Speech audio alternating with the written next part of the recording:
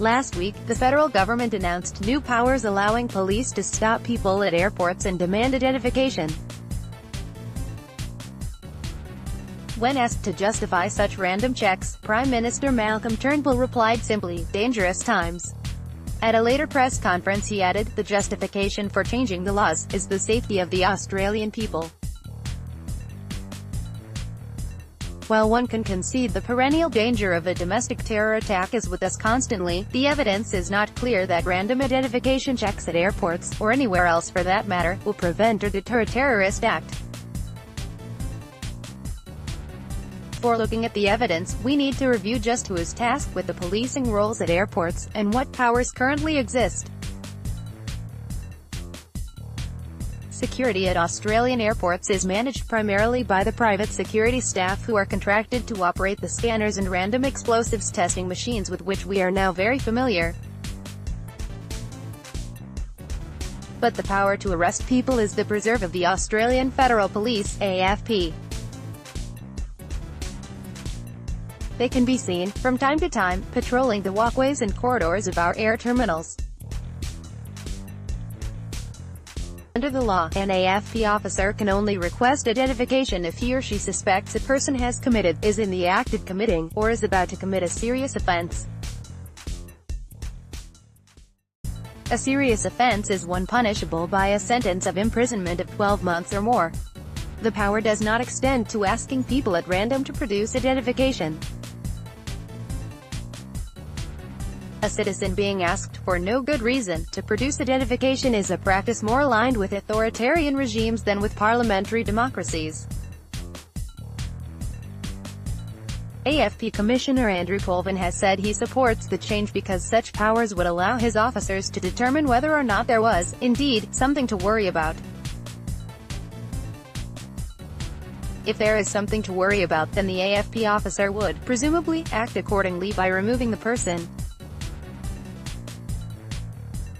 But this begs a number of questions. Why would an officer simply remove someone from the terminal and not arrest them?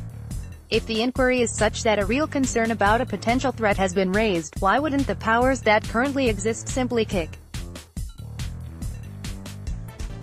in? And what happens to the businesswoman who has been drawn to police attention by a loud, curt word to a security staff member but who has left her driver's license home and is about to miss her plane? It is all very odd. This would be all well and good if there was any evidence that the new random identification checks would achieve what they set out to achieve. Sadly, the evidence points in the opposite direction. Random stopping, questioning and demanding identification carries with it the risk of racial and social profiling, which brings with it public disquiet, if not anger. A white, well-dressed person is far less likely to be stopped at random and asked to explain themselves than, say, a non-white person wearing religious dress or in shabby attire.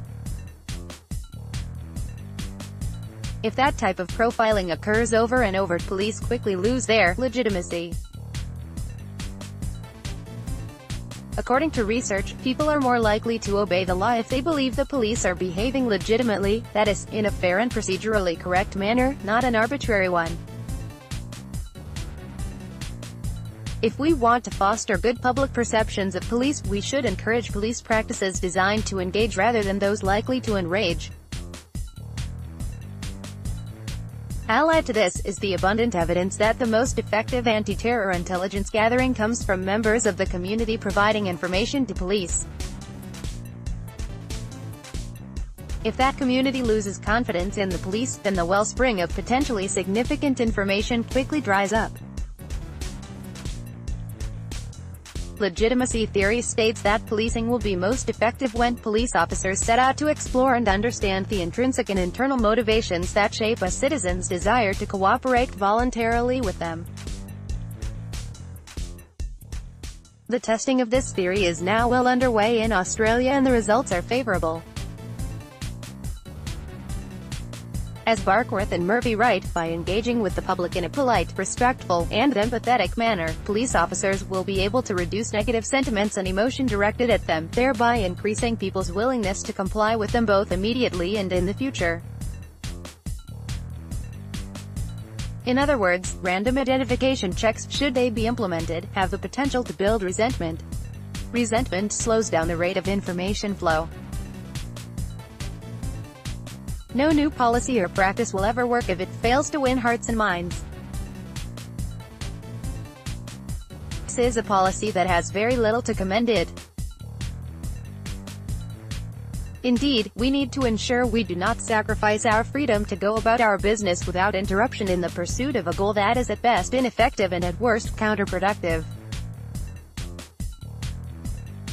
Policymakers need to keep this in mind as they review and evaluate the implementation of any new practice. They must ensure it does what it sets out to do, in a manner that is justifiable, on criminological and legal grounds, and acceptable to those to whom it applies. To paraphrase former Prime Minister Robert Menzies, the greatest tragedy that could overcome a country would be for it to implement a policy in defense of liberty and to lose its own liberty in the process. Rick Sarr, Adjunct Professor of Law and Criminal Justice, University of South Australia. This article was originally published on The Conversation. Read the original article.